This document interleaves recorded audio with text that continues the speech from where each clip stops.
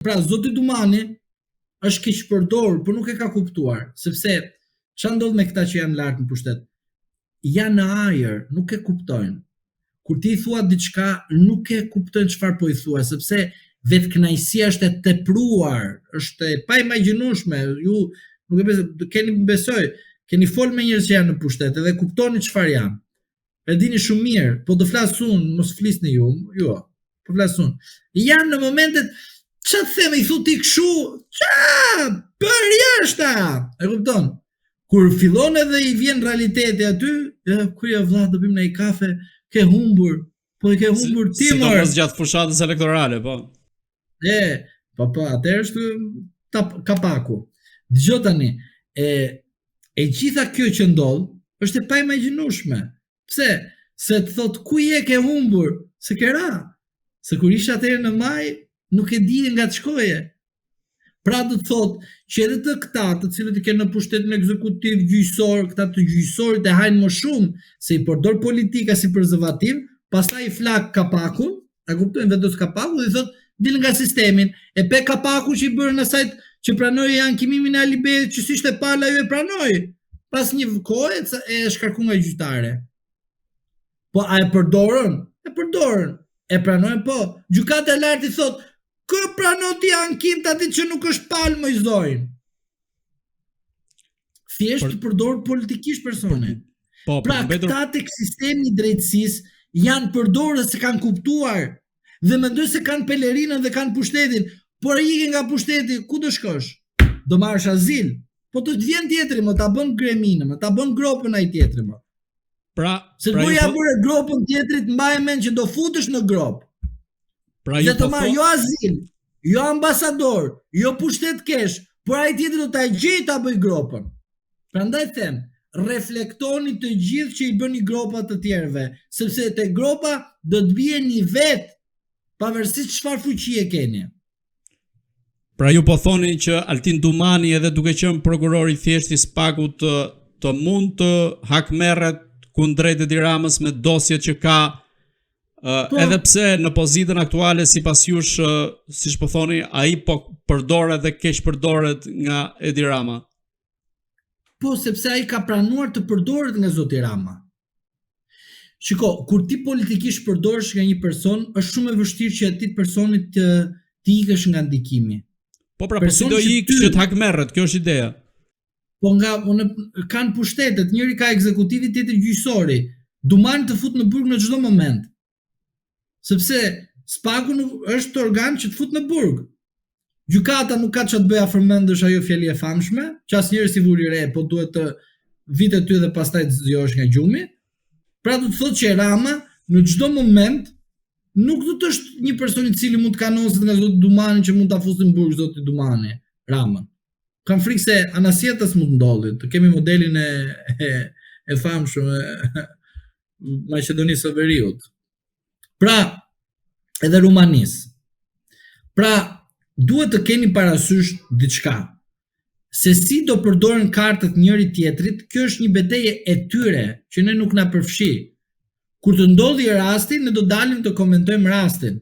Por ne nuk mund të dim se si do përdori zoti Rama akoma zotin Dumani dhe si zoti Dumani do të përdor dosjet kundër zotit Rama kur do t'i vi flaka dhe atit aty brenda.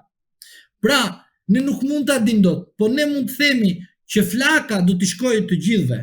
Puna është kush do përdori zjarrfiksin dhe a do të ketë makina e zjarrfiksit, ajo makina e famshme, ujë të mjaftueshëm që të shuaj zjarrin. Pra, kujdes, ujë e mjaftueshëm që të shuhet zjarri. Se zjarri mund të shuhet, por pjesërisht. A mund të shuhet në një konflikt të mundshëm plotësisht zjarri i bërë nga keqëqeverisja edhe ekzekutive, po edhe gjyqësore nëpërmjet Spakut që ka punuar për të favorizuar Partinë Socialiste.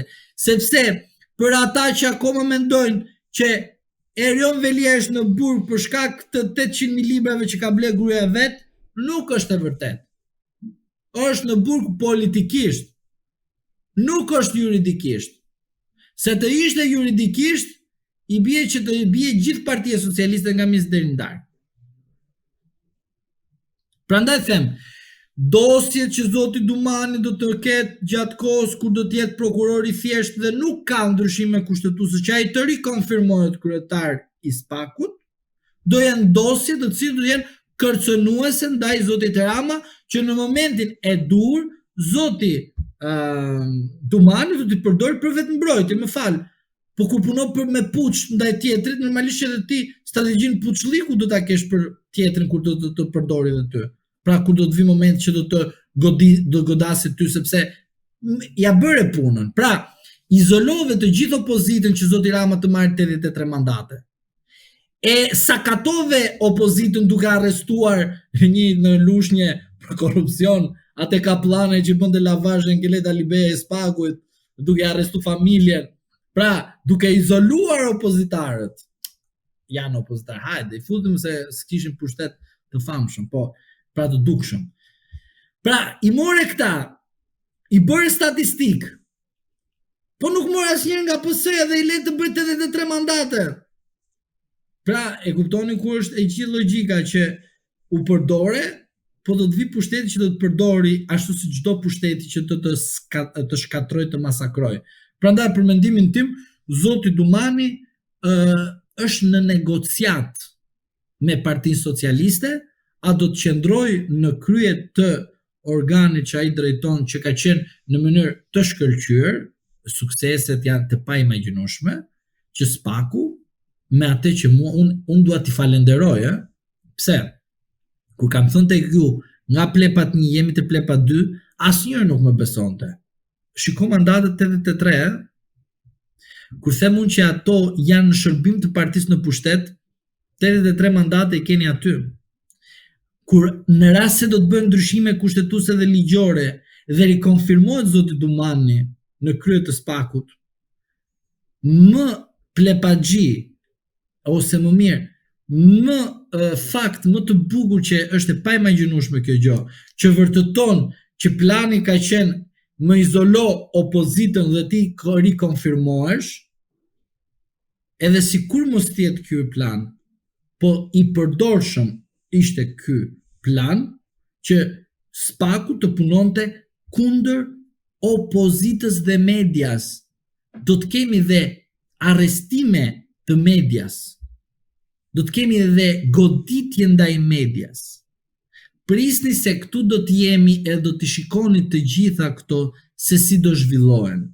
Prandaj them, do duhet durim sepse dihet që SPAK-u është futur në shinat e partisë në pushtet dhe jo në shinat e kushtetutës. Dhe ata që lavdrojnë SPAK-u nga mes deri në darkë do të ndëshkohen nga SPAK-u. Zoti Zhlima, dhe i pyetja fundit, shumë njerëz pretendojnë dhe thonë se do të ndodh hataja në SPAK nëse largohet Altin Dumani, duke qenë se ai është figura qendrore e SPAK-ut dhe se ky institucion mund të bëhet shumë më i dobët nëse Altin Dumani nuk garon pra për një mandat tjetër në krye të SPAK-ut. Ju si mendoni, me largimin e Dumani do të kemi një SPAK më të dobët apo më të fortë? Duhet të jap një përgjigje të saktë. E thash edhe më përpara, në rast se zoti Dumani rikonfirmohet, normalisht tregohet qartazi që operacioni kundër opozitar vazhdon. Partia Socialiste shkon drejt mandatit të 5, me ndihmën e zotit Dumani, Partia Socialiste do të jetë e favorizuar. Për ata të që thonë që më mirë me Dumanin sepse ai tregoi burrninë e tij, nuk e di burrni a ekziston fjali burrni në aspektin profesional, unë e di në aspektin profesional ekziston aftësi profesionale, jo fjalia burrni, se s'ka lidhje fare kjo, apo një njeri fort, s'ka lidhje, pra nuk mund të jesh i fort kur fut tjetrin në burg dhe nuk i kërkon ndjes kur e fut kot në burg. Nuk e di si mund ta perceptojmë këtë, por e vërteta është që zoti Dumani, për mendimin tim, nuk duhet të qëndroj. Jo se s'ka më të bukur në SPAK. Ka edhe më të bukur, ka edhe më të mirë. Ka edhe njerëz të ndershëm në SPAK. Po tani, a janë të aftë ata të ndershëm që janë në SPAK edhe të tregojnë që nuk mund të shërbejnë partisë në pushtet, nuk e di. A janë të mirë apo jo? Nuk e di a janë të aftë apo të pa aftë. Nuk e di, si kam parë. Por me aq sa shikoj, dihet që ky mesazh që mos vi tjetër sepse nuk do jetë si Dumani, është paragjykues. Për si më të them unë ty, të letri Rama sepse të gjithë që kanë hajdut. Po lem Rama se që ka më mirë se hajdutët e tjerë. Nuk shkon kjo gjë. Sepse e vendosin qëllimisht këtë linjë që populli, edhe si e tham, që ta themi disa herë, kur tjetër të vendos ty në dhunë dhe të dhunon, të vendos në mënyrë sistematike që të qëndrosh i dhunuar, që të mos t'i japësh besim vetes dhe vetë besim që të hecësh përpara. Kur dikush të lën me 400.000 lekë, të lën të jetosh në varfëri sepse e din që ti nuk ke gojë të flasësh, derisa je aty në nështruar, e të lën në varfërinë ekstreme aty, mos, sepse ne jemi vend i varfër, edhe të gjithë kyçemi aty. Dhe të Dumani, e lem Dumani, Dumani më i mirë se të tjerët jo. Po më fal, të gjithë procedimet nuk i bën Dumani, bën edhe prokurorët të tjerë. Pra do të thotë që ka Dumani më i fortë, kur prokurori që e çon atë në burg nuk është Dumani, por Dumani thjesht shënon te libri dhe janë prokurorët të tjerë të cilët fusin burg, se kanë edhe ato porosi, kanë edhe ato hallet e tyre. Ku i dim ne? Po edhe ato ka. Pra, Zoti Kraj, zonja Milonaj, ka hallet e veta, prandaj çoi Berishën atje. Pra, e kuptoni, dhe Zoti Meta, Klapi e çoi dhe Dumani e çuan atje. Po, pa Klapin Dumani nuk e regjistronte Metën të proceduar. Pra do të thotë që gjithë kjo gjë nuk në kupton Zotin Dumani. Por, ne jemi mësuar që çdo pozicioni zyrtar t'i vendosim emrin. Pra, ne shikojmë Spakun tani e figurojmë me Dumanin, e vurëm kapakun aty. E shko kryeministrinti, fut Ramën, kapakun aty. Shko PD-nti, fitot Saliun, kapaku aty. Shikon ti Partinë e Lirisë, fut Ilir Metën, na kapaku aty. Pra, kapak, dhe çdo gjë është në rregull. Pse? Se institucionet kushtetuese futen jo si institucione të pavarura, po të varura nga individi. Prandaj, këto mesazhe që rri Dumani, sepse Dumani është më i fortë, janë mashtrime. Dumani është shumë i aftë të bëj planin e Partisë Socialiste, të fusë të gjithë opozitën në burg, me prova pa prova, të fusi njerëzit në burg. Zoti Dumani është mësuar të fusi njerëzit në burg pa prova. Dhe këtë tani e them me bindje të plotë, që nuk ma heq asnjëri nga mendja. Zoti Dumani dhe 20 ose 19 prokuror përfshi 20 Zotin Dumani dhe agent të BK-s fusin njerëz në burg pa prova. E them me plot bindje dhe ma e men nga mua këtë gjë, që do dali kjo gjë një ditë. Fusin njerëz dhe i kalbin në burg pa prova që t'jenë në shërbim të partisë në pushtet. Qa të them? A do jetë Zoti Dumani? Nuk më intereson se s'ka pik vlere a do të jetë apo jo, sepse si do jetë Dumani, si do jetë dikush tjetër, ata do punojnë në shërbim të partisë në pushtet. Zoti Zhlima, unë ju falenderoj që ishit në Agora News.